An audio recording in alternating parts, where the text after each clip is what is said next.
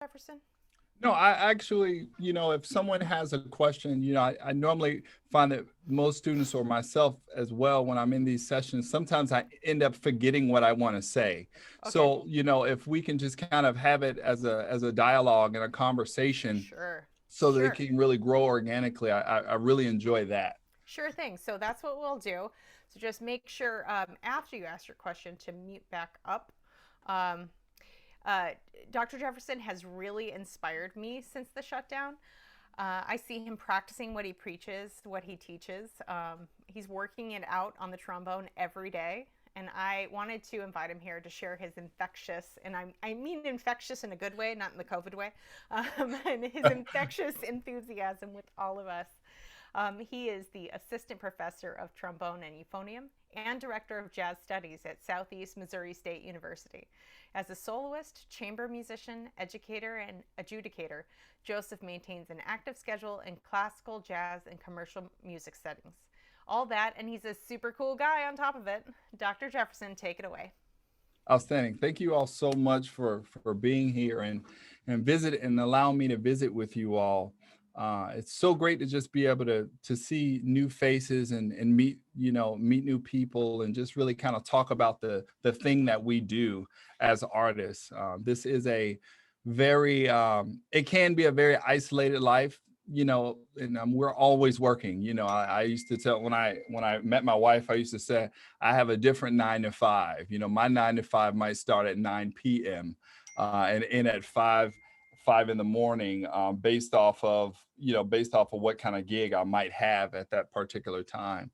But I really want to talk a little bit today just in terms of motivation and how to stay motivated. We know that it's extremely difficult, especially during this time when everybody when COVID shut down, everybody went to recording themselves and posting everything, and it was all online. And so then I made a decision. I said, well, Joe, and I talked to myself, and I said yes. And so when I responded to myself, everybody was recording and posting different things, and I said, well, what's going to be most beneficial for you at this moment? And for me at that moment, it was really taking some time to get back familiar with my horn, really outlining some goals and making some measurable strides to kind of put myself where I wanted to be, both professionally as a musician and most importantly as a person. Sometimes we get really caught up in trying to make it to be the next whatever that may be in terms of on our instruments, but we kind of forget about us, and we start really putting ourselves to the side in some instances. So it was a really good time to really kind of sit back and reflect and kind of really take note over the things that are most important um, for me. And that's what I absolutely recommend that everyone do. Really take an inventory and find out what's important to you. What goals do you want to accomplish? And then let's kind of set out like a course of how to do that. And so I just want to kind of go around the room. If anyone has I just kind of want to know, what do you play? And what are some of your goals or what are some of your issues, if you have any, in terms of staying motivated, especially during COVID? And I could just open up the floor that way.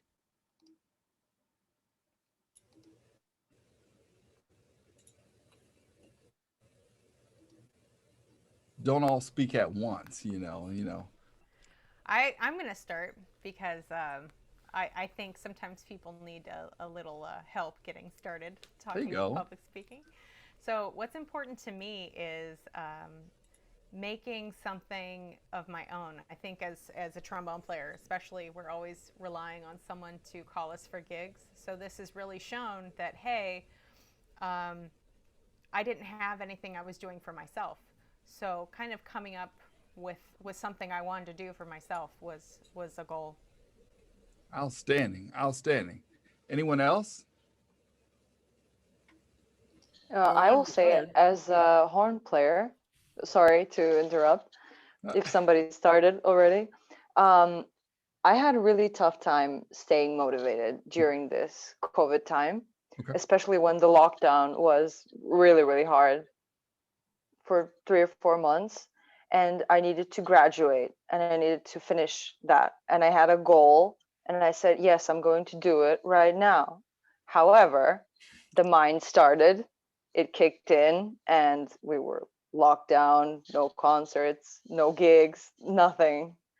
And that's when I realized that I really need to make myself happy, like be happy, play and be happy. Yes. That's the thing for me personally. And now when I started teaching recently, September, Congrats. thank you. When I started teaching, I realized that I want to share the happiness, and that's why it's important. Staying motivated, Yes. just like you said. Of course, that's what I had to say. Absolutely. That's great. Anyone else want to share? I would like to chime in. I'm Harvey Morris. Pleased to meet you, Nice to meet you. Joseph. I'm a student at Montclair State, pursuing a master's degree in trombone performance. And for me, the best part of getting motivated is to have a routine. Make it routinized so that there's a set time when I practice, a set routine when I practice, and that becomes part of the day. Correct. So that when I don't do it, it's like the day is incomplete.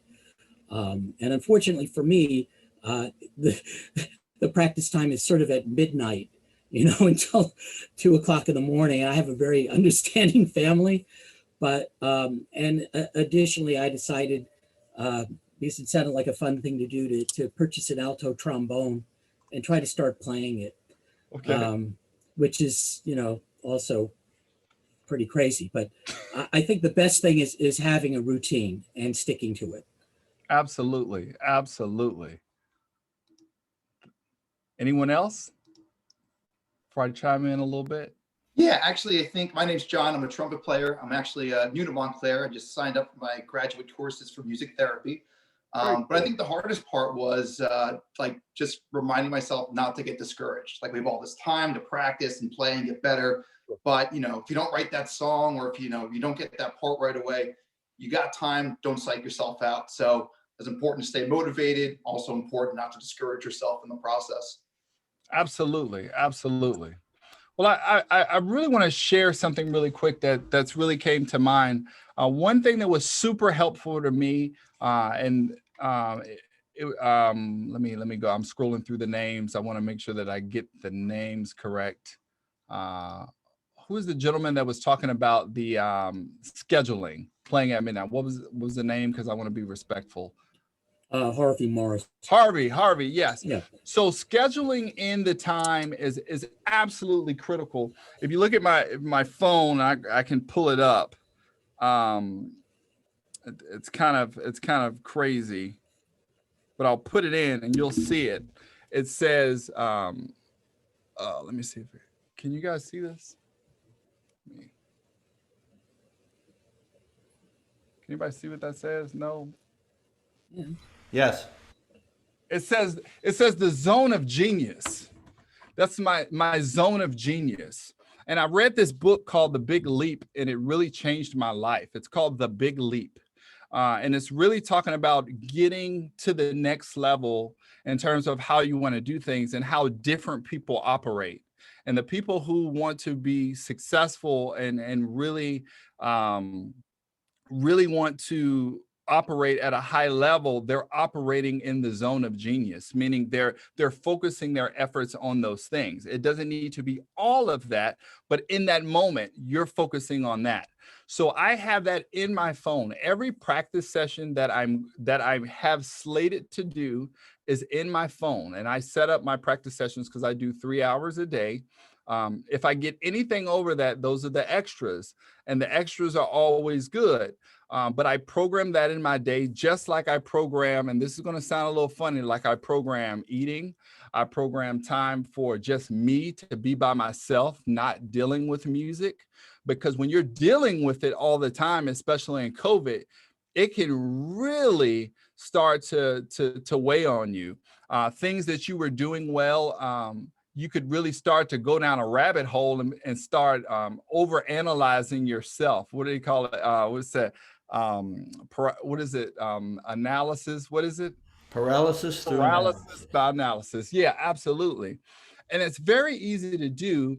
And one thing that has been super helpful for me, and I hope that I can talk. We're family now, so I can, we've been up here for 5 minutes, so we're family. We can have this conversation. You got to get a crew. You got to get a crew of people that are in line with you and you all have the same mission. And it doesn't mean you can't have other people that you hang with, but I got people that I talk about real serious business with. I got some people that I talk about life stuff with. There's some people I just talk about going to get ice cream with. That's the level of that's the extent of our relationship. It's at that level. And the reason why I do that is you have to be specific about what you want and how you want to attain goals. I consider myself a blue collar trombone player, just in terms of my work ethic and how, there are other people that can most certainly that I'm fans of, that I listen to, and that do all of this fantastic stuff. But I've worked very hard to get where I am. Am I where I want to be? No, but it's a continuation. You have to understand that this is a marathon. The biggest thing is when we're in school, we start thinking about keeping up with the Joneses, as they would say, or just making sure that, am I doing the right things that this other person is doing, instead of thinking about, am I on task with the goals that I have for myself? Has anyone up here ever heard the story of the Chinese bamboo tree by any chance? No, sir. Nobody's ever heard the story of the Chinese. Okay, so the Chinese bamboo tree, it takes 5 years to grow, right? But it has to be watered and fertilized because of the area that it's in. But after 5 years, it will grow 90 feet in 5 weeks. Did you all know that about the Chinese bamboo tree? And so that's what we're doing as musicians, right? We're fertilizing every day. We're going to the practice room. We're shedding. We're playing long tones. We're doing lip slurs. We're doing all of those things. And then the next thing we know, we have boom. We have a breakthrough. So it's extremely important that you stay in it. And that's something I always post on my social media, just trying to, encourage people, but moreover, encouraging myself too, because it's a very lonely thing when you're trying to get to the next. And so all of my friends and really close people that we're in this group together, we're always encouraging each other, be like, hey man, you got to stay in it. Are you hitting the horn? Have you done this? How's the family? All of those types of things, they really have merit into it. But when I listened to Les Brown, and he's a motivational speaker, and I heard about the Chinese bamboo tree, and I said, man, if that's not like being a musician, I don't know what is. I wasn't the cat that started out playing, at the Davi. That was the first thing I was playing. That wasn't me. I started with the B flat concert scale. Those were the type of things that that I had to do. And so I had to really think about my trajectory, where I am, assess, and then strive to move forward. I find that sometimes when we're on this climb, when we're trying to get to the next level, we forget to pat ourselves on the back for what we've done. And I think that's a really big, that's a really bad thing to do. And if you're around people that are totally like that, I advise you you don't have to get rid of that friend, but I advise you to try to find some other people that's going to be a support system for you, because it's absolutely critical. So in terms of the motivation, we got to set goals, and we got to be clear about the goals that we set. Set a goal. Don't just set a goal and say, I want to be a better trombone player. That means nothing in the world. Or I want to be the best clarinetist, or I want to be the best trumpet player or the best horn player. provide some examples, provide some examples. I'm a big person who thinks about vision board. Everywhere I look, I've found the correct image.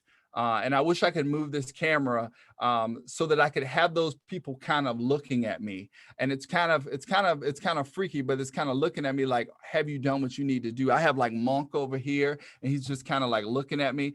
And I always practice right there. So when I look over there and I'm not practicing, he's like, are you really not going to be practicing right now? I got Joe Alessi right here. He's just like looking like, okay. That's the sound that came out of your horn right now.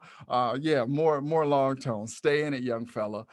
So those are the type of things that I like to do. And that's what helps motivate me. It doesn't work for everybody, but you have to find out what grinds your gears, what gets you going. So set goals and have them be measurable. You have to have an endpoint, that you're thinking about. What are you trying to do? My goal for when COVID started, I said, okay, great. I really want to work on multiple tonguing. I really want to work on my single tonguing. I want to extend my range. I really want to dive into improvisation and just get real heavy with it. Because I haven't had the chance to do that since grad school. And those of you all that are teachers, I'm pretty sure your teachers have told you this. And if not, I'm sure you're going to hear it soon. You better practice now, because when you get the gig, it's going to be a lot harder to practice.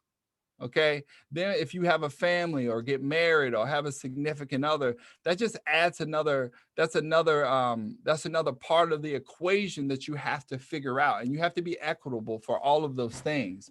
And so it's important. So set goals and figure out what it is that you want to do. That's the first thing. The second thing is you have to choose a goal that is truly of interest to you. Too many of us set goals that are in interest of what our friends want us to do or what we think we should do, instead of saying, well, that doesn't interest me, but this does interest me. I want to be a better entrepreneur. And that's something, I have my own soapbox in terms of when it comes to music education and performance, but I think entrepreneurship is something that should be extremely a staple in as being a musician, because when you get out, I don't care if you play classical or jazz, can you make a gig? Can you build a scene? Can you do those types of things? Is it hard? Absolutely. Can it be done? Yes. And so you kind of have to figure out those things. So make goals that are of interest to you and be genuine about it. Be really clear, don't set yourself up for failure with trying to do something that is not you, or is not going to get you to where you want to be. And then you have to find things that interest you within the goals that don't. Okay. You have some people, we set these goals sometimes and we have things that don't motivate us, right? We all have motivators, right? When we go to work, our motivation, is to teach kids and teach students and get fantastic young scholars, but also we expect at the end of the month to get paid, right? So there is that carrot that is there as well, right? When you play a gig, when you play that last note and you put your horn down, you expect for that to be there or the check to be in the mail, right? So you have motivation to do this. Of course you love it, but you have motivation. Another thing that I have found that has been extremely helpful for me is I'm a person that really works well with pressure.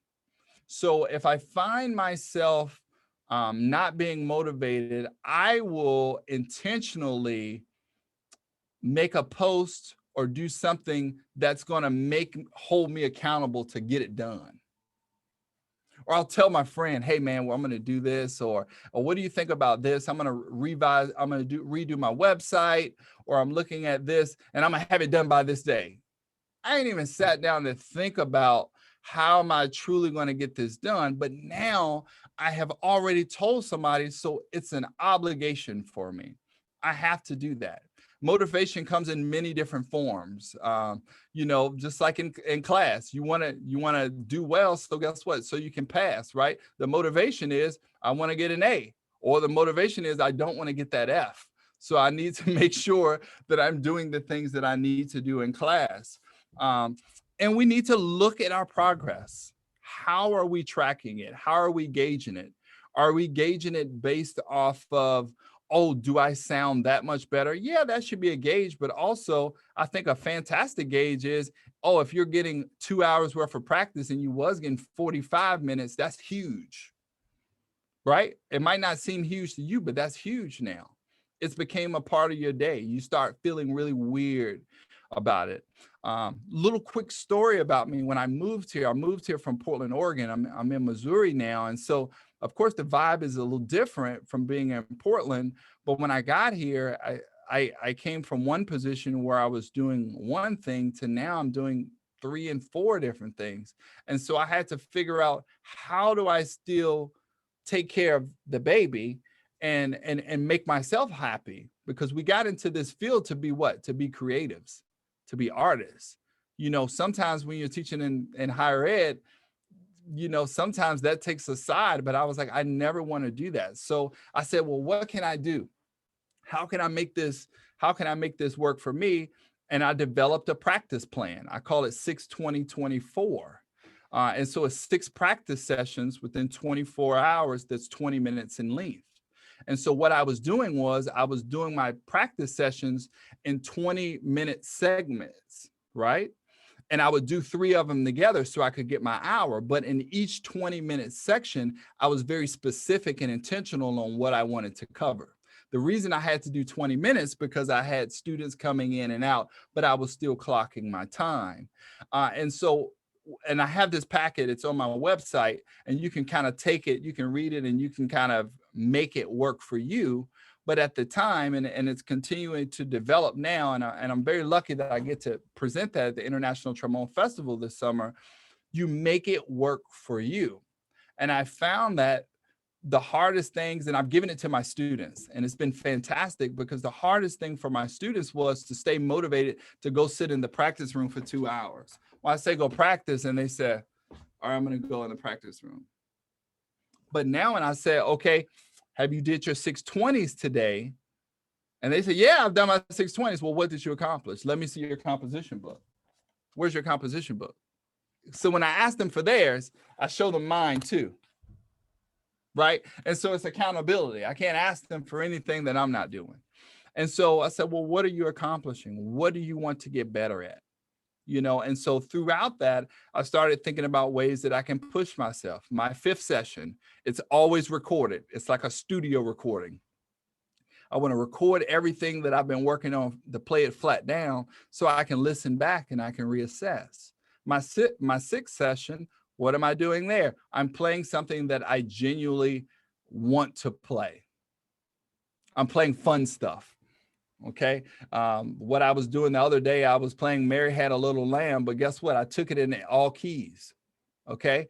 And I gave that to my students the other day. I said, we're going to learn scales. They said, okay, great. Let's go with scales. I said, but we're doing Mary Had a Little Lamb in all keys. And they looked at me and they said, well, that's not scales. I said, absolutely. That's absolutely scales. What do you mean? That's absolutely scales, right? It's scales and it's ear training. And it's really training you and teaching you to kind of approach music differently, right? And then I started finding out, oh, they were kind of interested. They started taking other tunes, and guess what they did? They started transposing those in the different keys. So you figure out how you're going to do those things, you plot progress, and you break it up. You got to break those things up and not get overwhelmed at it. I'm just like you all. When there's something I'm working on, I remember when I was working up the Crespo and the second page, there was the 3rd page that has the double tongue stuff. And I just, I was like, oh Lord, man, I got to go and shed the double tongue. And so this was when my students could come by my office. So they would come by my office and I'm just doing ga ga ga ga ga ga ga ga, and they're like, God, Doc, you lost a step. What are you doing? What are you doing? And I'm like, they was like, yeah, I heard you in there. Your articulation sound bad. They thought I was single tonguing. I was like, yeah, no, I was working on my gus, and it was like, oh, that wasn't bad for gus, but I was like, yeah, the gus were the problem, right? And so I could go I was like, but I needed to work the gus because I've been working the does. And so I had to break up, and you have to really kind of do the work. I call it like putting the waders on. You know, you gotta do the work that nobody wants to do so that you can improve. And the other biggest thing that comes out of that is you have to reward yourself. Okay. And I'm going to keep it very nice, but you know, me, I'd like to reward myself with a nice beverage, icy maybe. That would be something very, very delightful that I could enjoy. And I would enjoy a couple of those ices after a very long practice session. And those type of things would be my little reward, you know, or be able to just collaborate with a friend or have a Zoom call and kind of chat with a friend. But the rewards is the part of the process that we kind of overlook that step because we kind of stay in it so much, and we forget that you have to enjoy the process as it goes and as it grows. And so are you growing through it is a really huge thing that I think about. Am I going through it or am I growing through it? Right? That's huge when I think about those types of things. And so my students always laugh at me because I always have some funny way to say it, and then they end up coming back to me and be like, oh, Doc, that kind of made sense. And I'm like, hey, everything I'm telling you, I'm doing myself because I need it.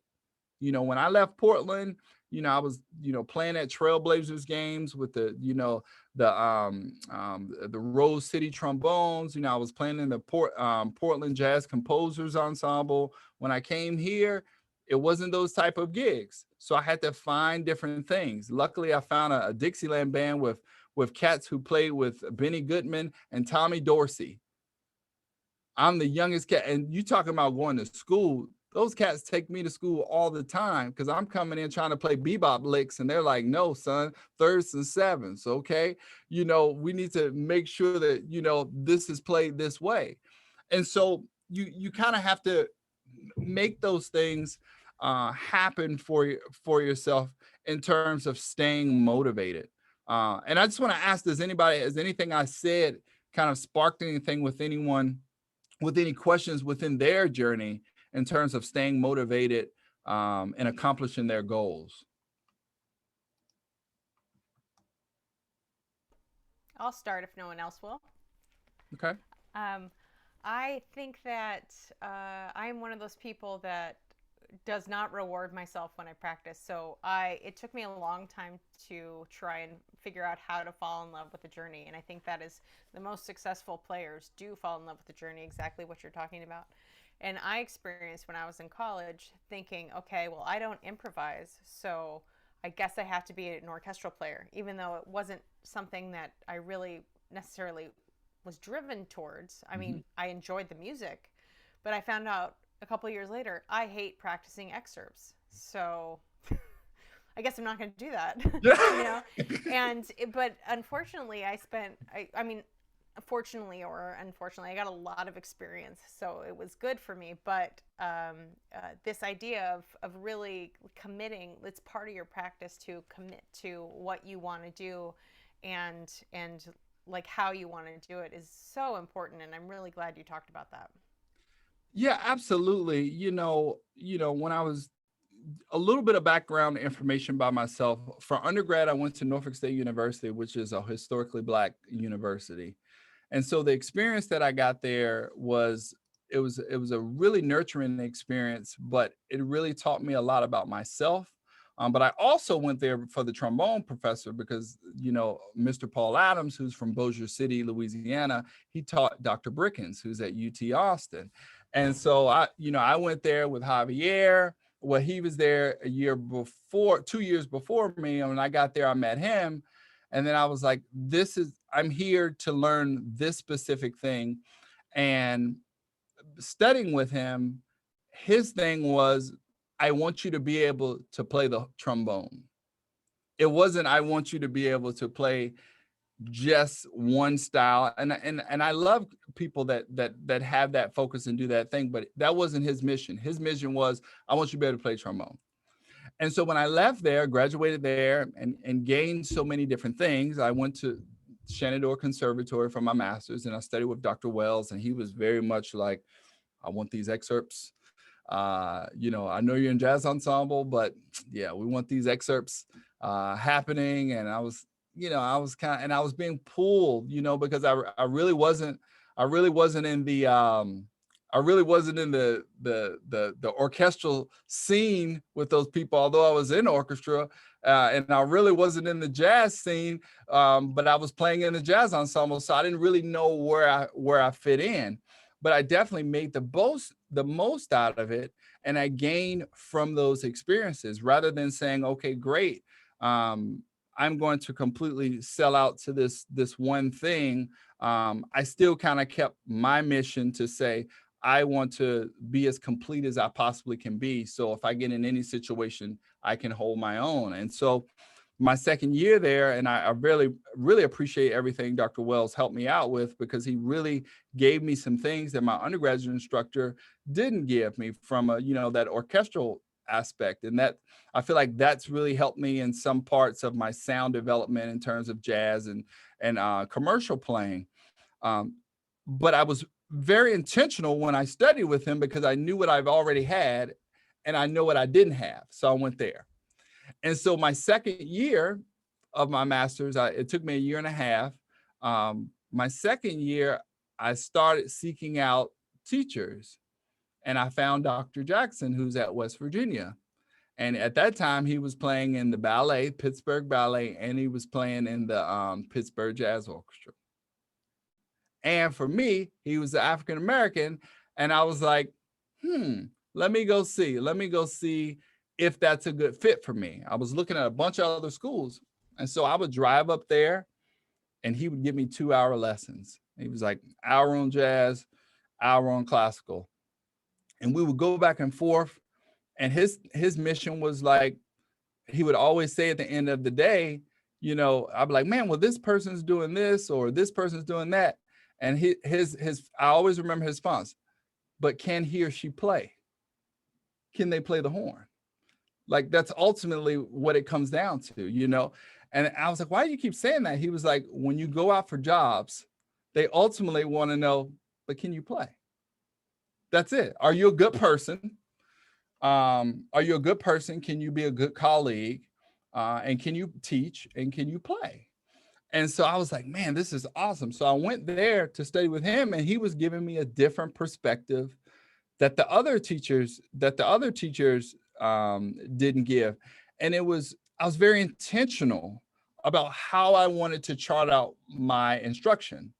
And so I said all that to say this. I was intentional I knew I wanted to go to a HBCU because I knew that there was something there culturally that was very appealing to me, but I also wanted to know how to teach students of color and be able to make that connection. I chose Shenandoah because it was private, and I got my master's in trombone pedagogy there because I wanted to understand the concepts of how do I fix that issue that I'm hearing. I hear it, but I don't know how to fix it. And I chose Dr. Jackson because he was kind of like the polish. He was there saying, okay, great, we're going to put all three of those things in one. So in terms of my career goals, I was very intentional, not in just saying of where I went, but who I studied with and why I studied there. And I always ask my students that question. I said, when they said, well, I want to go get my master's, I said, well, what is it that you're trying to do? What is the goal that you're trying to do? And so it's very important that you talk with your teachers and you be very clear, say, hey, this is what they still want you to do, this, what they want you to do. Okay, let's not get that twisted, but you still have a point where you can be you and be creative. And so I'm very thankful that I had teachers that allowed me to be me in everything that they were trying to teach me. And that was a part of my goal. And so when I look back, although I did not have this thing piped out or lined out from my undergraduates to my master's, when I look back, I was always moving in strategically in terms of what can help me. And so what happens, and me, we talking about motivation. My motivation got a little dark when I was doing my DMA and, was applying for jobs. I'm coming to Dr. Jackson's office and take my trombone out. He was like, why is your case so heavy? So I kept every rejection letter in my trombone case in a little Ziploc bag. I kept them in there. He was like, why are you doing that? I said, because every time I open that case, that means I need to go practice. That wasn't saying that was necessarily not good enough to get the gig, but I didn't have experience. I didn't have as much, I didn't interview as well. I didn't do those things. But that was the type of thing that helped me at that juncture to wake up. And I saw all 38 of those before I won my first. And I was just applying for everything. I was applying for stuff I just wasn't even qualified for. I was applying, but you don't get that chance unless you try, right? So that was a motivator for me. And I still keep those to this day. And I have a student that, if I have a student that's, lacking in the motivation, I go home and I pull out those letters. I say, well, here, look at this one, check this one out. But throughout my matriculation of failing towards success, and I think that's something that we all do, I landed my first job, a community college in Ontario, Oregon. And so I'm meeting with rural students that might not have had much training. And guess what? My undergraduate study, those types of building relationships and being able to grassroots and being able to build there was super beneficial for me. My second job at University of Portland was a private institution. I happened to go to a private institution. So I knew how to navigate the lay of the land. I knew how to talk to those students. It was so quick, short story. My first day on campus, I'm moving in. And at that point I moved to Portland. So I said, I got to get me a Prius, right? if I don't have a Prius, then I'm going to stick out like a sore thumb. And so I come back, I walk to my office, put my box in, and I'm walking back and I see somebody's ran into my car. And I'm like, I know y'all did not run into my Prius. Okay, and so I go back and I look and the student has left a note on my car and says, oh, I'm sorry. I'm sorry I ran into your Prius with my BMW. My apologies. That was day one. He was like, don't worry, my parents will fix it, no problem. And it was so funny. And he ended up being in one of my classes. So I gave him a hard time. I was like, man, how dare you with your BMW hit my Prius, my little Prius. But his nose started bleeding. So he kind of lost control of the car. But that's just like my funny little story from that. But those are the type of things that I do to help me stay motivated. Is every day a day where I'm getting up and I want to do it? Absolutely not. But I think the discipline, being disciplined, has really helped me with this. And I could call one of my friends or go on social media. But and the one thing about social media that I do want to say is when Facebook came out with the unfollow feature, that was amazing for me. That was amazing, because it allowed me to cater what I saw to reflect what I wanted to see, and not in terms of them being bad people, but in terms of the content that I wanted to see. People who inspired me, people who profile I love to see. And same thing on Instagram. I follow people that I admire. Everybody that I follow, I look at them and I genuinely enjoy looking at it. And if it's new people that I meet, I look at their stuff and I try to become engaged with the content that they're having.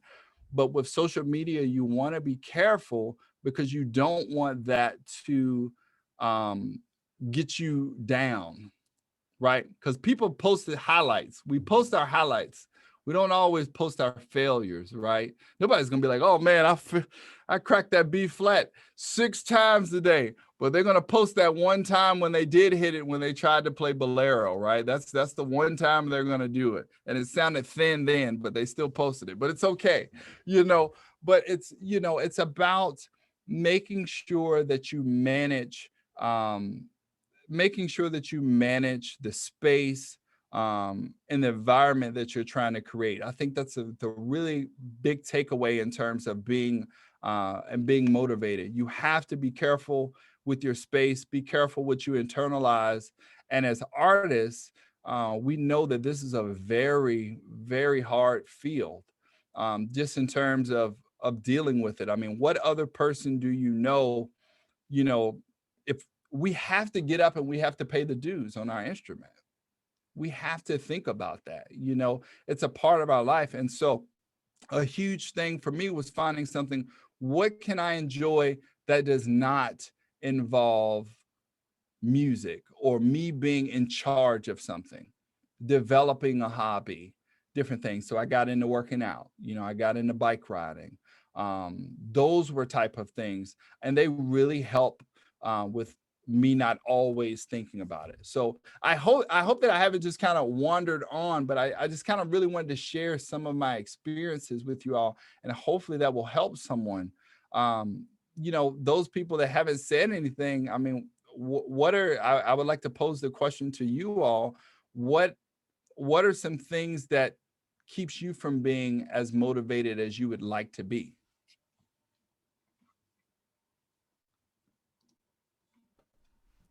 I'm going to call on somebody. Motivated? Oh, I'm sorry. Go ahead. Keeps you from being motivated? Yeah, that what are some things that just doesn't motivate you? It makes motivation a little hard for you. A lot of it could be argued that I'm at the end of my career. I'm at the end of my days. Sure. I'm not going to die tomorrow, but No.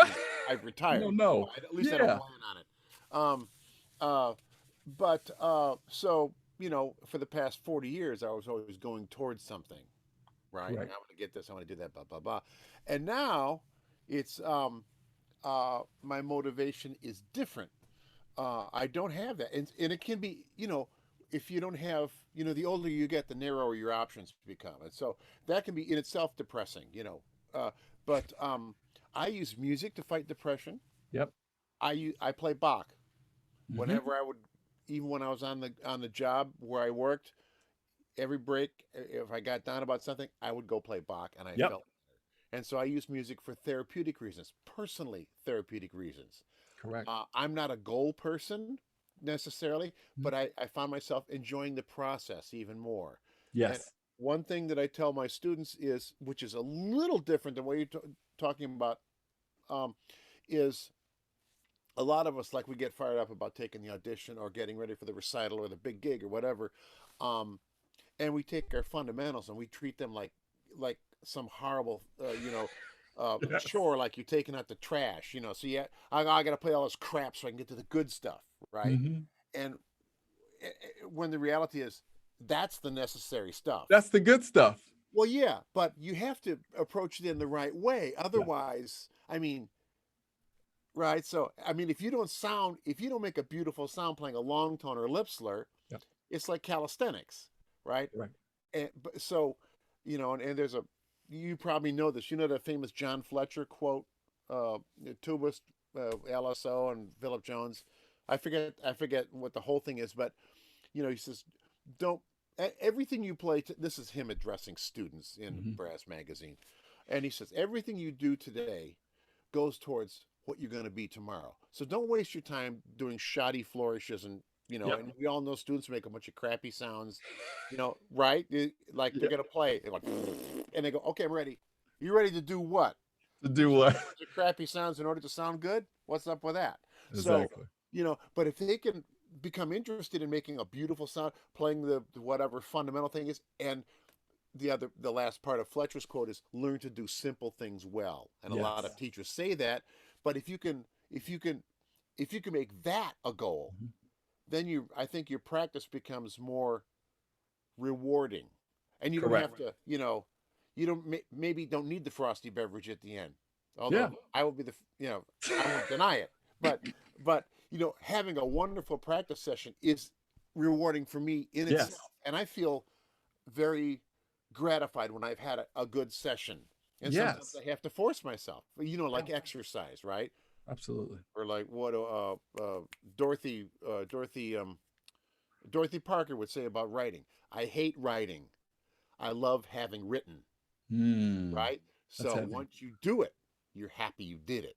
Absolutely. Or sometimes once you're doing it, you're into it. But getting out of the bed, and opening the case and playing, sometimes that's kind of hard to talk yourself into. But I try to get the kids to be very into playing the horn and making it a kind of a sensual experience. Like, I love the vibration. I love making the sound, and then the music is almost frosting on the cake. That's a gross exaggeration, but so I try to get them into the fun. That's right, and that's so heavy. And I was talking to my mentor the other day, and I was like, why, when I was younger, was I so in a rush to get to the next thing and not think about the basics? And when you get older, the basics is what you enjoy working on, because it makes everything else so much easy. Are you efficient? Can you make that beautiful sound, which is going to transfer into whatever else that you're playing, right? And so it's so amazing. That's why I try to tell my students now, and I'm sure you all do as well, learn this stuff now, and then you'll be further along than we are. Because when you wait till you get back later, and then you're like, man, I wish I had really focused on fundamentals at that point in time, I'd have been so much further along. That's amazing. That's a gem you just dropped right there. Well, it's just a little bit different emphasis, and I know we're all wired differently. Kids, of course, are wired differently too. So a lot of kids, you seem to be such a focused and driven and fundamentally optimistic guy. Some kids are like, they know nothing from nothing. I mean, they don't even know what they have the potential to be, let alone a goal to do this. Oh, I like playing my instrument, and you're going, okay, and you can't ask them the big philosophical questions, because they're out of their depth there. So those were just some thoughts that occurred to me. No, that's great. Jane, were you about to say something? I'll put you on the spot. I guess I'll say something. Well, you're talking about the things that make it hard to get motivated. And I think for me, part of my problem is I just have other things that are equally, or even more important, because I'm a high school student. And so no one's really grading me on my trombone playing. Sure. But that calculus test is. And trombone, on the one hand, is something that I enjoy a lot more than calculus. Yes. But it's also sort of lower on the priorities. And sometimes I'm just worn out from the other things I have to do. And it's I could practice, or I could not. Yeah. Can I interrupt? Mm-hmm. Treat trombone as your reward for having done your calculus. Yep. It's your refuge from all the onerous work. It's something you can enjoy. All right, shut up now. No, that's heavy. No, that is heavy. I mean, we get caught up in it as teachers. We have department meetings and all of this stuff we want to do, and I just want to go back to my office and play some music. I'm a creative. I'm an artist. I want to do those things. Like I was saying, sometimes the lay of the land kind of changes just a little bit sometimes when you get into academia. So he's right on hit the nail right on the head. Jane, are you looking to major in music? Are you thinking about that? I'm definitely thinking about it. Okay. So, in addition to using it as a reward, make a commitment with yourself, maybe, to say, okay, well, even if I'm worn out, I'm going to get 20 minutes on the horn. And one thing that I do that I tell all of my students, like you see my horns out, when I go home, I never leave my horn in the case. I feel like opening the case is like me lifting a 500-pound weight. I always take it out. So it's like there, and I can go and access it. And that's something that's been very helpful to me. And don't think about, oh, I need to go and put like massive hours in on trombone. Just do a little bit, a little bit really adds up. But definitely think about using it as a reward. You've been in calculus dealing with all of that stuff. And you can just come here and just play something that is valuable to you, that makes you happy. I have a bad day and I go home and play Baby Shark in 12 keys. My kids just think I'm playing Baby Shark, but I'm working on scales, and I'm doing those types of things, to kind of create joy for them, but it's also helping me, even if that's all I had to do today. That's my performance. Those are my most important performances that are right there. And I don't want to miss those, so just kind of think about that, think about if music is something that you want to do and you want to be serious about it, think about how can you incorporate that into your life so that it is a part of you, and it is an extension of you. But don't make it something where it's like a task. When you start doing that, then you're not going to want to do it. You're not going to be doing it for the right reasons. And it's not going to draw you to it anymore, if that helps. Good luck with everything. Thank you. Absolutely. I wanted to touch on something just because I really, I've been seeing a lot of this with musicians in the pandemic. I wanted to touch on just kind of the mental health aspect. A lot of people have been experiencing depression. And as somebody, I'll be completely honest, I experienced depression Sure. and have for years. And so what I've done with students that sort of are falling into that, I pivot and I try to find, okay, if practicing on the horn is too much today, let's listen. Make me a Spotify list of the favorite things that you're listening to. So I think what Dr. Jefferson is really talking about is, treating the music as the reward is beneficial for you, no matter if you stop playing tomorrow or you continue playing until the cows come home. It's really going to change your mindset with music, and it's something to remember. And also in this time, being kind to yourself, which I think he's talked a lot about, is just always being kind to yourself right now. We were not cut out to make it through a pandemic. The last one happened 100 years ago. No one knows. But we did it. We did it. Well, we're doing it. We're doing it. Yeah. But so you really be kind to yourself. And if today is not the day, like you get the 20 minutes in and you're like, that's all I'm doing. Pivot and say, okay, what else can I find that brings me joy?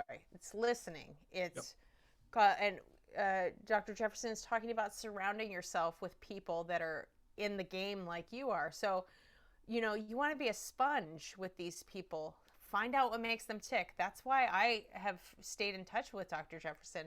It's because he is someone that you can tell he's just very charismatic, and you want a bit of that. I want a bit of that in my music and in my teaching, so I can make everybody else as excited as he is. Yeah. So you want to surround yourself with that positive energy and just forward thinking, making goals. I call it goal work. I talk very similarly. I talk about making goals, and it might be something as simple. Okay, tomorrow I'm opening the case. Sometimes you have to make those goals very small, especially if you're kind of in a bad mental state because of pandemic or life or whatever. So all of this stuff is very, very helpful. And I just want to encourage, if any of you are talking or thinking of some questions, please, we haven't heard from most of you, so please don't be shy. I can talk for another hour if you let me. But Emilio put a question in the chat. Oh, there we go. What advice can you tell to all beginners that they don't know how to make practice routines or setting goals, because every time I hold my trombone, I feel like I don't know where to start or I don't know what to play. Absolutely. So I really think you should check out my practice packet. And there's a couple, and I won't read it for you. I did put the link to your website in the Okay. chat, so if And anybody. In my practice packet, I'm still developing some things, but the first big thing is it talks about the concept. Then it talks about changing your mindset in terms of what it is that you want to do, being honest with yourself, where you currently are. I think that's a big thing for us. We sometimes don't want to be honest with the things that we kind of stink at. And I kind of put the things that I stink at in the beginning of the day where I'm focusing the most, not the things that I stink at the end of the day, because, I don't have the brain power at that time. Rest, and then session goals. And so, Emilio, what I would recommend, I'm not sure if you're a high school student or if you're a college student, but I would try to find a basic routine that, and the basic routine will pretty much take you through all of the basics of brass playing and trombone playing. I think that is extremely important. And also make sure that you use, so if you use a basic routine and you use my 20-minute example, you know that you're focusing on those things. And so throughout that warm-up, you'll go through long tones, sostenutos, you'll go through lip slurs, you'll go through tonguing, you'll go through range, you'll go through breathing, those types of things. And going through those, make notes on the things that need the most work.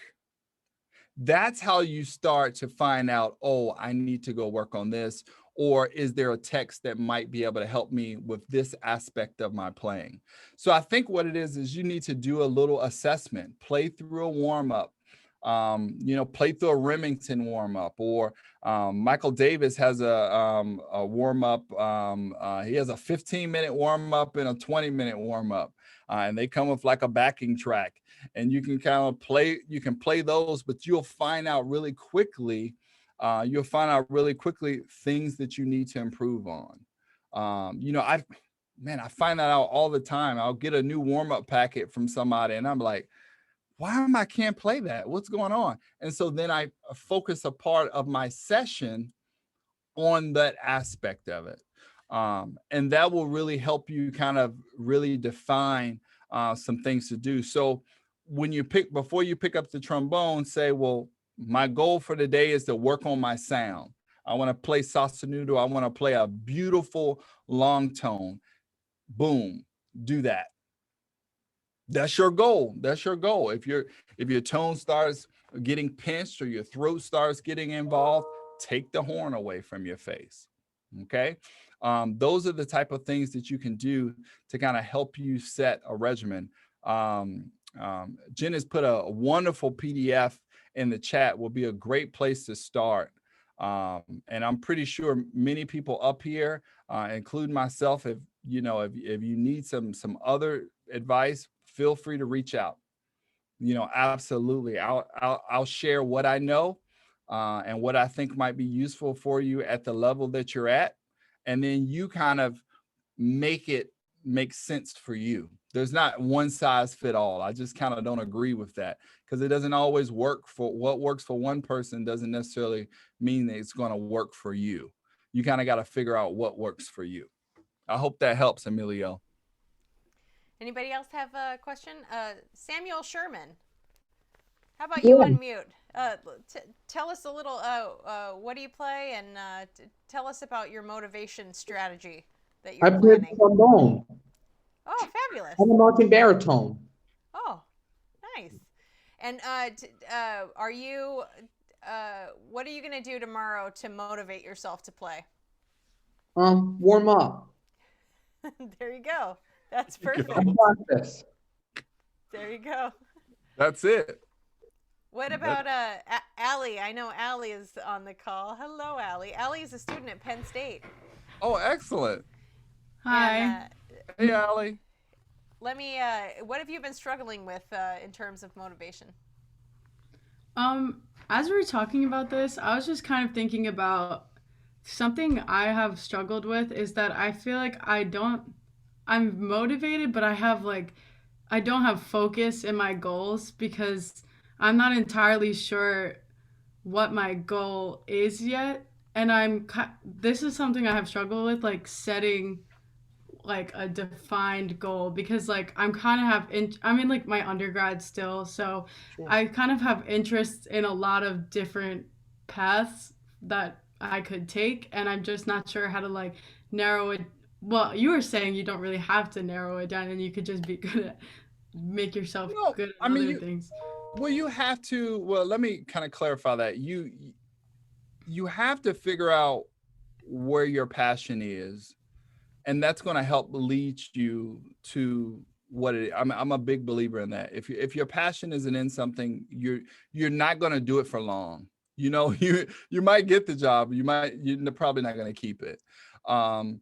But my question for you is, when you're talking about staying motivated, are you talking about in regards to trombone playing, or you're talking about in the field of music? What specifically? I would say both, because I feel like for a lot of my musical life so far, I kind of have struggled with the idea that I can even play trombone like at a professional level at some point. So I kind of for a while convinced myself, oh no, I don't want to do it. And like lately I've been coming to terms with like, oh, this is something I want to do, but I'm not sure like in what capacity.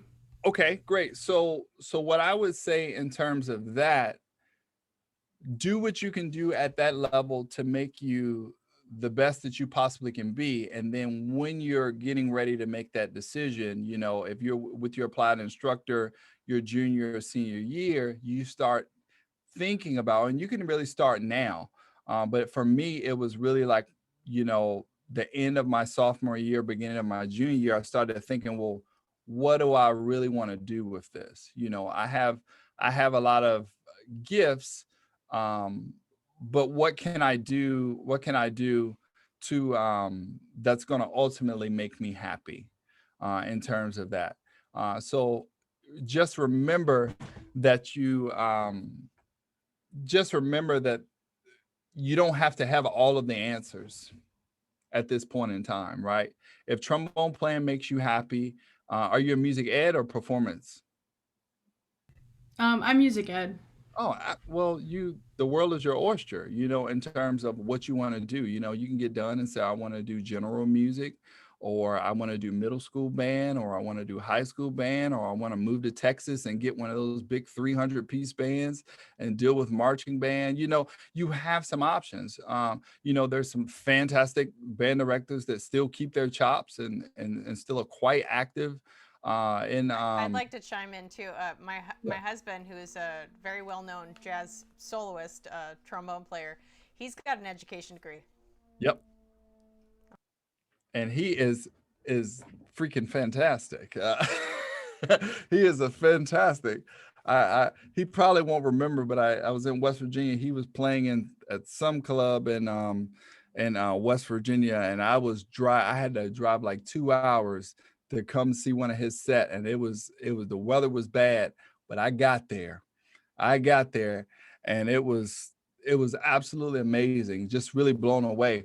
Um, but you know, Ali, just make small goals. Don't try to figure out the big goal right now. You know, the little small goals will definitely help you and kind of lead your way, and just find out what your interests are when you go to these when we get back in session.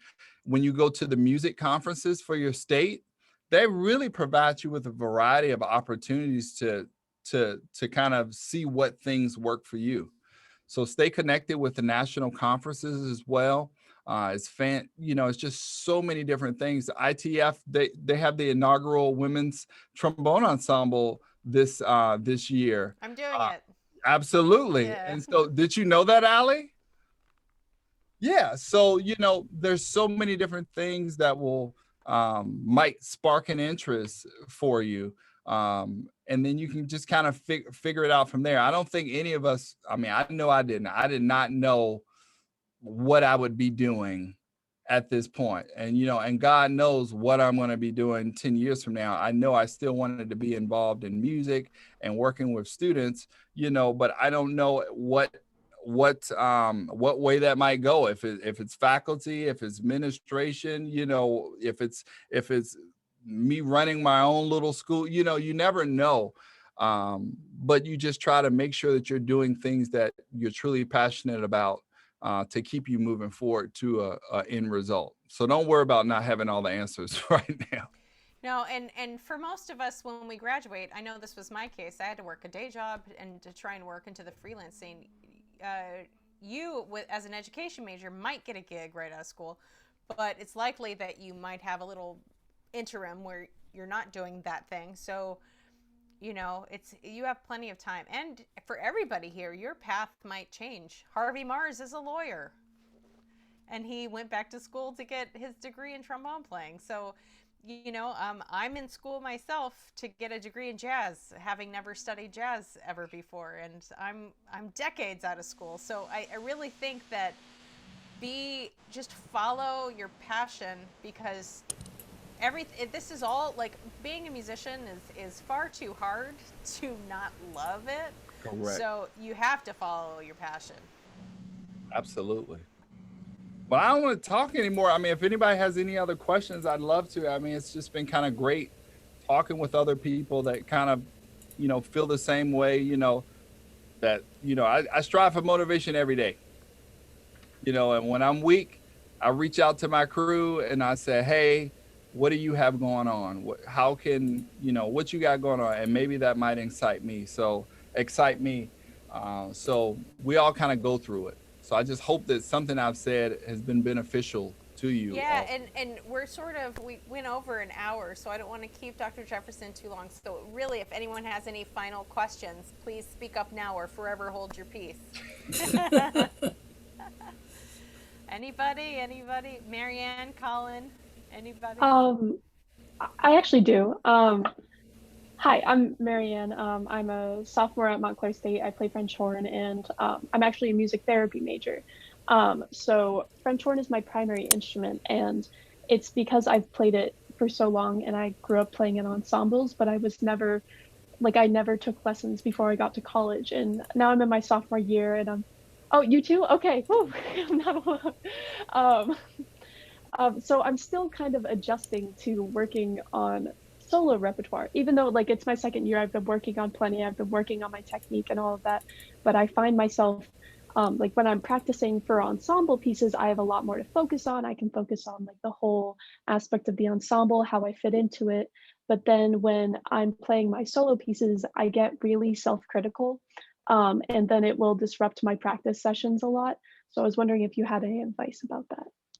Absolutely. And very nice to meet you. Something that I started when I was doing my master's, and I'm pretty sure a lot of my classmates didn't necessarily care for it, but I would go and knock on. So if I was playing a vocalise at the conservatory, I'd go knock on the doors of the vocal players, and I would ask to play for them, right? Because when I would play for them, they would give me feedback in terms of how a vocalist would do it, not in terms of the mechanics of me playing my instrument, right? I know I'm struggling and trying to get my instrument together, but am I conveying this properly?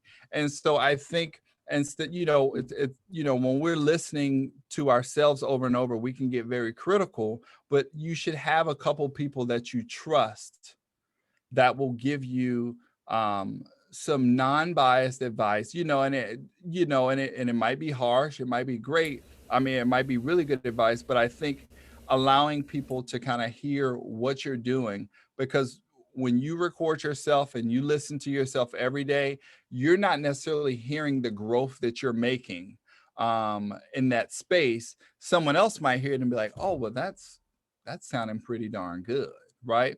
So I would say make sure that you are allowing yourself to, and then again, it comes back to having that kind of network of people that you trust, and that you enjoy being around, talking about those things to kind of help you improve.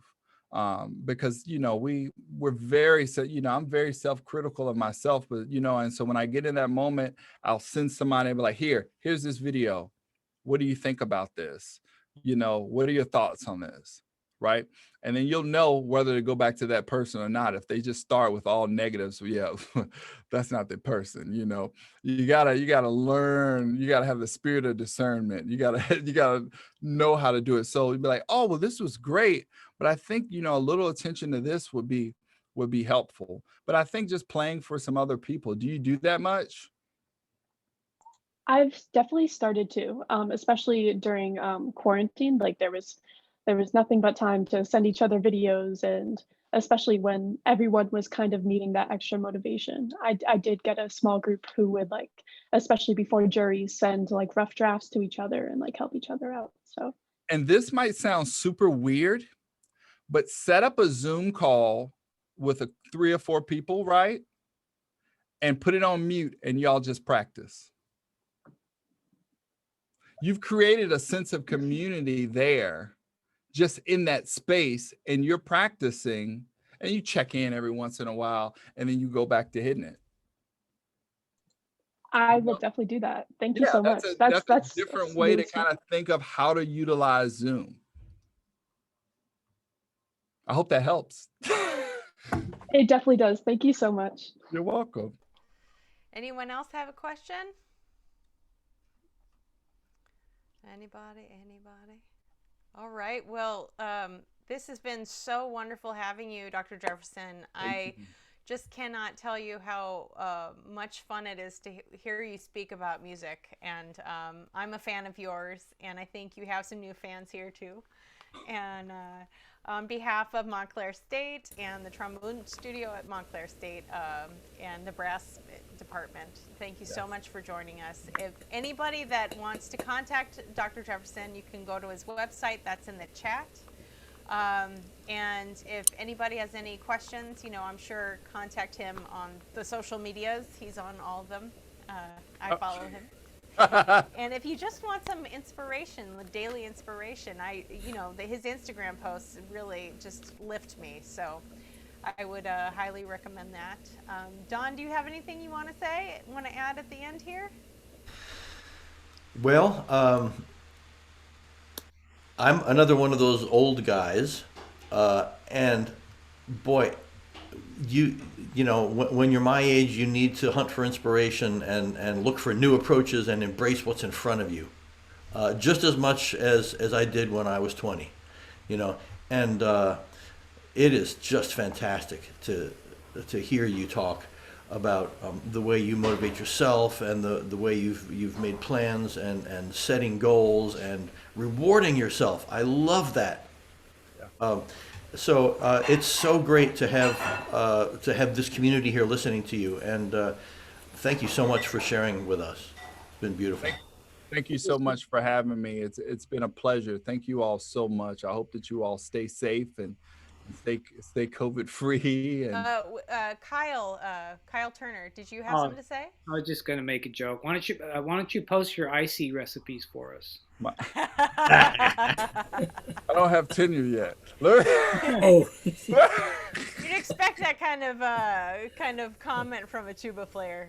I'm there in solidarity with you. No, that's good. Absolutely.